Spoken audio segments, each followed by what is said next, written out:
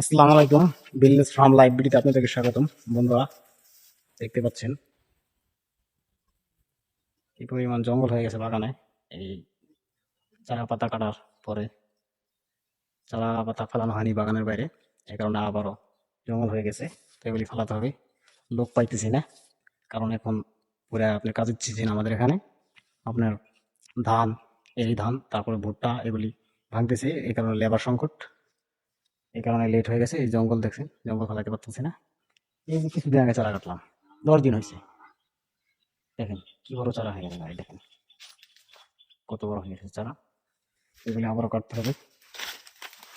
তো বাগানে 2 দিন ধরে আসি না, এই কারণে আজকে তাই কোনো কোনো দিন লাগতেছে। মানে 2 দিন না আসলে মনে হয় কতদিন আসি নাই, মানে অন্যরকম লাগে। রেগুলার বাগানে আসি তো, 2 দিন ধরে বাগান আসি না, এই কারণে মনে হচ্ছে যে কতদিন ধরে না জানি আসি না বাগানে। তো নিয়মিত বাগানে আসতে হবে এবং নিয়মিত পরিচর্যা করতে হবে। যখন যেটা লাগে তখন সেটা দিতে হবে। তবে আমাদের এখানে খুব লেবার সংকট থাকে, লোক পাবে না। দেখতেছেন বন্ধুরা, এই যে এখানে চাষ দিয়েছিলাম, তা আবারও ঘাস বড় হয়ে গেছে। এগুলি আবারও ঘাস দমন করতে হবে, আপনার চাষ দিতে হবে, না তো ঘাস দিতে হবে।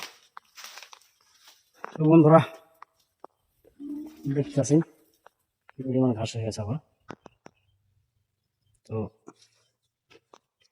দ্রুতই ঘাস দমন করতে হবে এবং কলা গাছে স্প্রে করতে হবে। আপনি আজকেও কাজ করতেছে, পাশে 2জন লোক আছে, তারা এই পোকামাকড়ে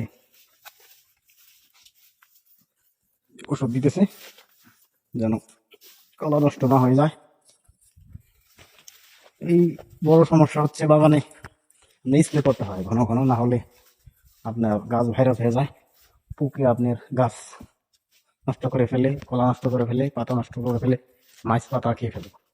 তো ওই মাছ পাতা ভালো না থাকলে গাছটাও নষ্ট হয়ে যায়, কলা হয় না ভালো। আবার কলা স্প্রে না করলে কলায় দাগ পড়ে যায়, আপনার কলা বা কাতার হয়, স্পষ্ট হয় না। এই কারণে ওই যে মশা মাছি পোকা এগুলির জন্য স্প্রে করতে হয়। তো বন্ধুরা দেখছেন, ওই যে ওখানে ফানা কলা। তো এরকম আরো বেশ কিছু কলা আলহামদুলিল্লাহ আছে, যেগুলি কাটতে হবে কিছুদিন পরে। এই দেখতে পাচ্ছেন আমার বাগানের মধ্যে আর কি, যে ছাপড়া নিচে মেশিন। যখন গাছ ছোট ছিল তখন আপনার এখানে প্রচন্ড রোদ ছিল, এই কারণে সারাদিন পানি দিলে মেশিন গরম হয়ে যেত এবং কি আপনার রোদ্রে খুবই কষ্ট হতো। এই কারণে আপনার এই এই ছাপড়াটা দিয়েছিলাম, যে রোদ্রের মধ্যে যেন আমি এবং আমার বাগানে যারা কাজ করবে বা কেউ আসলে এখানে যেন বসে এই জিরাতে পারে এবং আমার মেশিন যেন ঠান্ডা থাকে। যে রোদ্রের মধ্যে চললে মেশিনটা এমনি চললে, ঠান্ডার মধ্যে চললেও মেশিন গরম হয়ে যাবে, কিন্তু রোদ্রের মধ্যে চললে আরো গরম হয়ে যাবে, ওভার হিট হয়ে যাবে। এই কারণে এই ছাপড়াটি দিয়েছি। দেখতে পাচ্ছেন বন্ধুরা, এই দূরে থেকে দেখেন, এই যে ছাপড়াটি নিচে আর কি মেশিন। তো বাগানে প্রচুর খরচ, মানে বোঝা যায় যে মানে কিন্তু ওই কাজ করতে গেলে বোঝা যায় কি কি লাগে, মানে কি পরিমাণ যে খরচ হয় আপনার।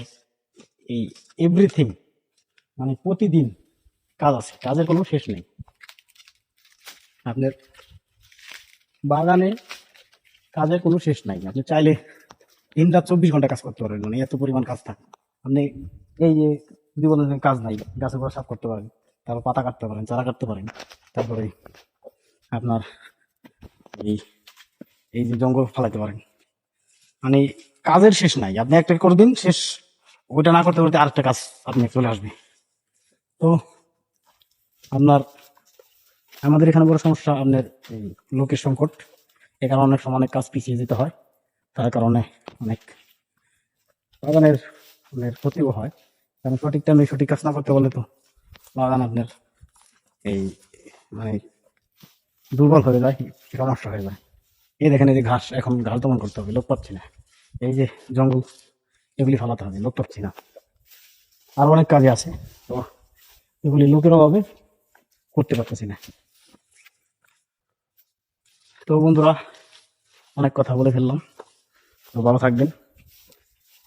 যদি ভিলেজ ফার্ম কৃষি ভালোবেসে থাকেন অবশ্যই আমাকে লাইক করবেন, ফলো করবেন, সাবস্ক্রাইব করবেন। আসসালামু আলাইকুম, আল্লাহ হাফিজ।